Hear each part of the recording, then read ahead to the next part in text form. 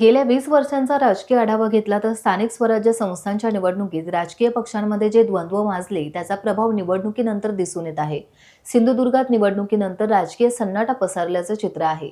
सावंतवाडी मालवणमधील राजकीय घटनांचा प्रभाव सामान्य कार्यकर्त्यांवर पडला आहे. निवडणुकीदरम्यान सुरक्षा आणि सुव्यवस्था राखण्यात पोलीस यंत्रणेला अभूतपूर्व यश आले होते. मात्र राजकीय वादावादी, हाणामारी आणि तक्रारीच्या घटना घडल्यानंतर अनपेक्षितपणे सर्वच राजकीय पक्षांच्या कार्यकर्त्यांवर भीतियुक्त दबाव दिसून आला.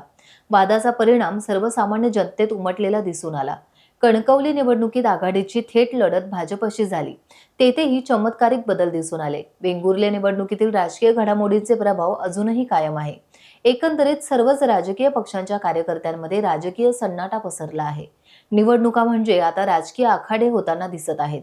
त्यामुळे भविष्यातील निवडणुका कशा होतील हे सांगण्याची वेळ सामान्य मतदारांवर आली आहे. जेव्हा राजकीय लोक रणांगणात उतरतात तेव्हा सर्वसामान्य नागरिकांवर अप्रत्यक्षपणे प्रभाव पडत असतो. अशा प्रभाव पडणाऱ्या निवडणुका लोकशाहीला मारक ठरतील असं म्हटलं जातं.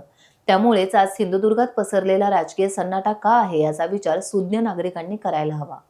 टाइम्स डिजिटलला लाईक करा, सबस्क्राईब करा, शेअर करा आणि बेल आयकॉन दाबायला विसरू नका.